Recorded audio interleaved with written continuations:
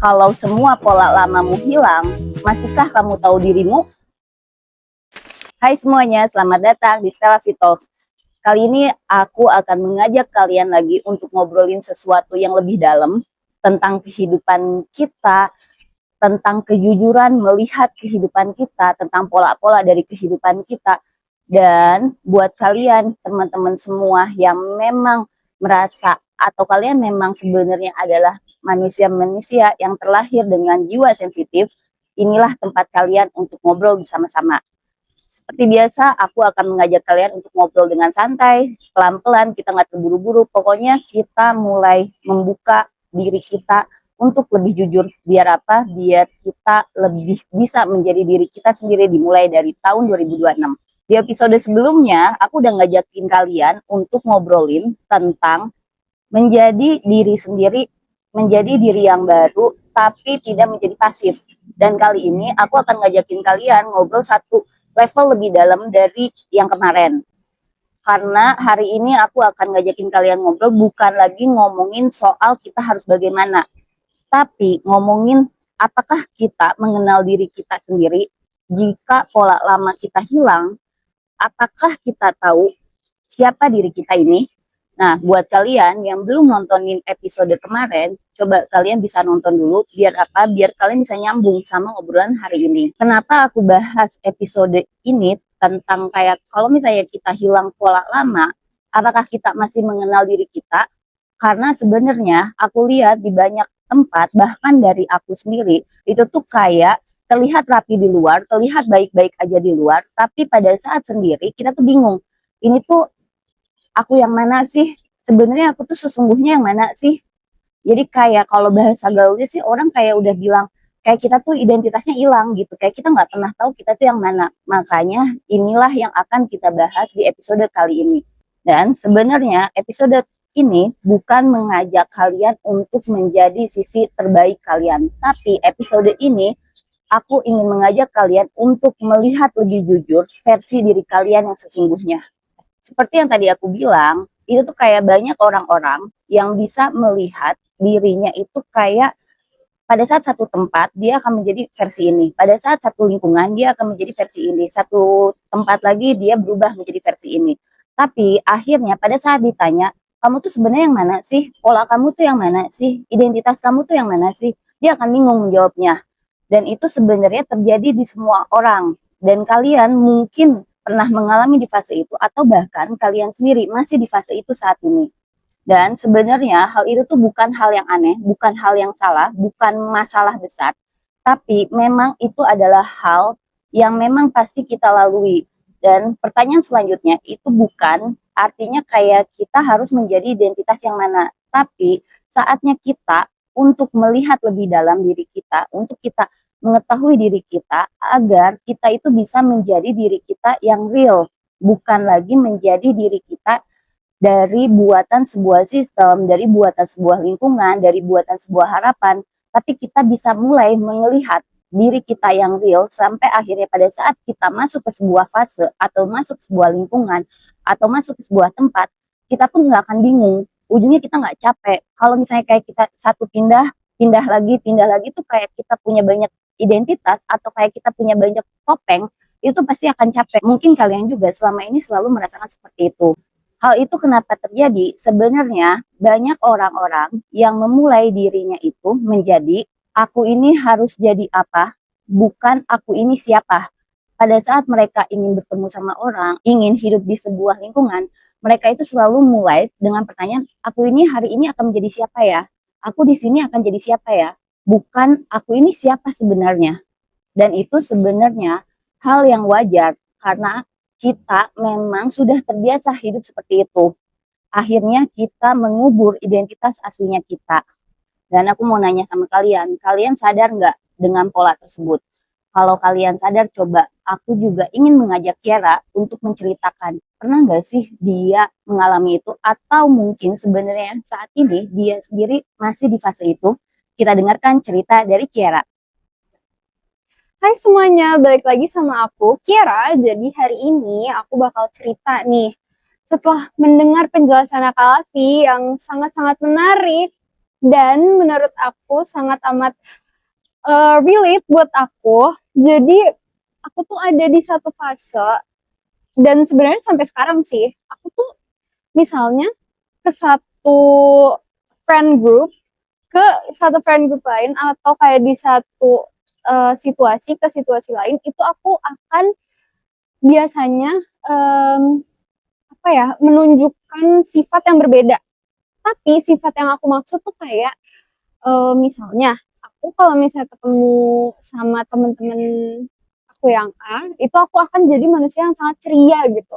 Tapi nanti kalau misalnya yang ke B, aku bakal kayak biasa aja, enggak yang seceria itu. Nah, itu kan namanya kayak bukan menempatkan diri di berbagai friend group, tapi lebih ke kayak sebenarnya jati, dan itu tuh bikin aku mikir gitu loh, kayak sebenarnya jati diri aku yang bener tuh yang mana sih, yang kayak aku jadi kayak krisis identitas kalau bisa dibilang. Aku jadi bingung sama sebenarnya diri aku tuh kayak gimana sih yang aslinya gitu loh. Karena aku misalnya ceria ke friend group yang A ini tuh aku sebenarnya kayak maksain juga biar um, bisa nyaman aja temenannya sama yang lain gitu.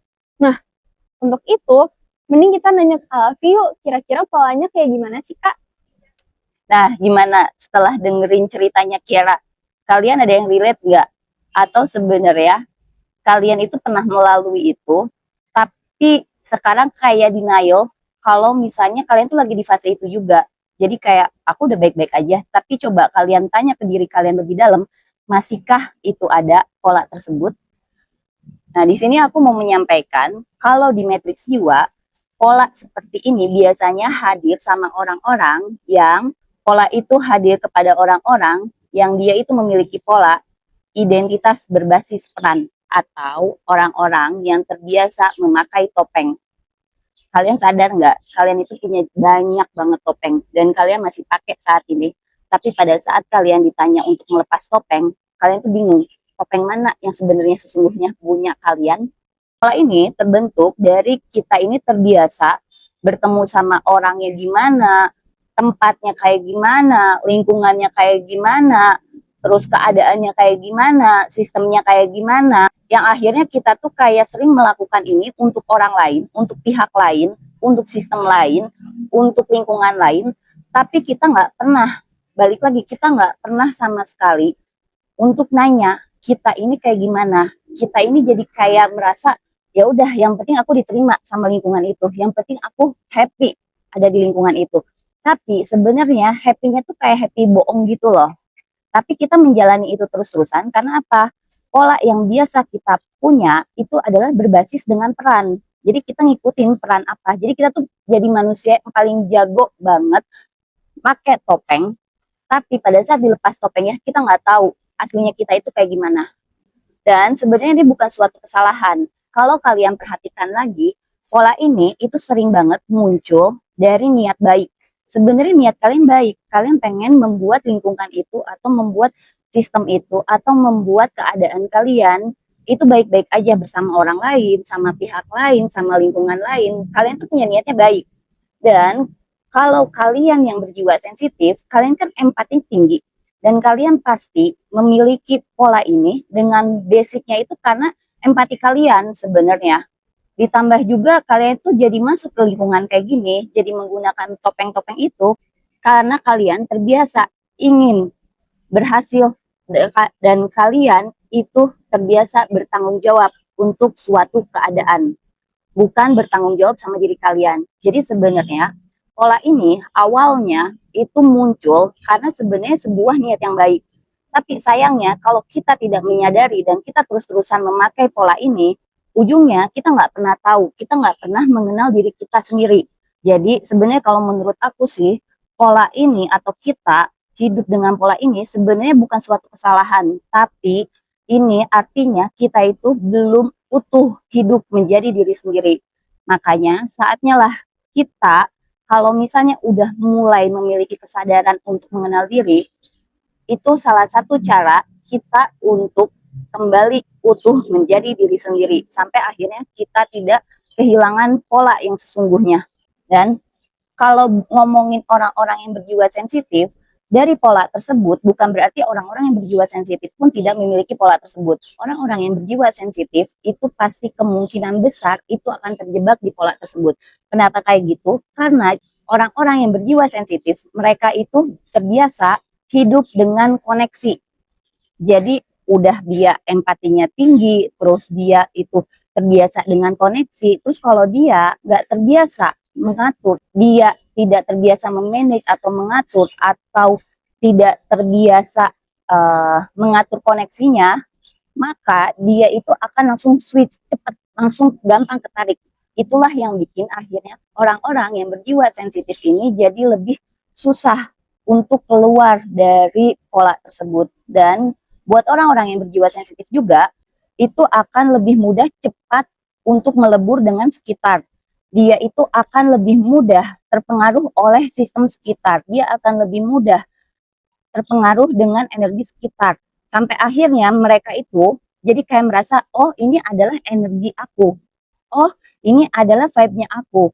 Oh ini adalah koneksinya aku. Tapi kalau misalnya dia akhirnya menyadari diri sendiri atau dia tanya lagi ke lebih dalamnya dia, itu kayak dia ngerasa kayak kayaknya bukan deh. Tapi kok tadi pas di sana aku nyaman banget ya. Kok aku baik-baik aja ya. Karena apa? Karena orang-orang yang jiwa sensitif itu mudah banget melebur, dia mudah banget untuk terkoneksi sampai akhirnya dia susah membedakan mana yang real energinya dia, mana yang energi dari vibe atau dari lingkungannya dia. Jadi untuk jiwa-jiwa sensitif itu bukan berarti kayak pada saat masuk ke fase ini itu akan merasa kosong. Enggak, dia nggak akan merasa kosong karena dia merasa penuh dengan vibe atau koneksinya tersebut. Tapi dia akan lebih merasa hilang. Kenapa dia merasa hilang? Karena dia nggak pernah tahu. Dia nggak pernah bisa benar-benar kembali ke kehidupan aslinya. Coba kalian cari tahu deh.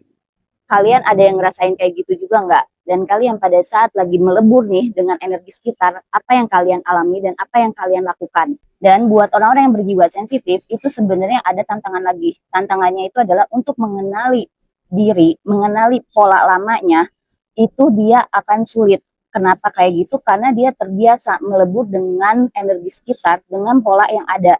Jadi buat teman-teman yang berjiwa sensitif, kalau kalian lagi di fase ini dan kalian uh, ingin mencari tahu jiwa kalian atau mencari tahu pola aslinya kalian, aku cuma bilang tenang, pelan-pelan aja. Karena dengan tenang baru kita bisa melihat pola aslinya kita itu seperti apa. Ini yang aku mau sampaikan di episode ini. Dan kalau kalian memang tertarik ingin mengetahui pola-pola kalian lebih dalam lagi, kalian bisa hubungi Ruang Lavi atau kalian bisa buka websitenya Ruang Lavi, www.ruanglavi.com, karena di situ udah banyak banget tools dan cara-cara untuk mengetahui pola-pola kalian sesuai dengan matriks jiwa kalian.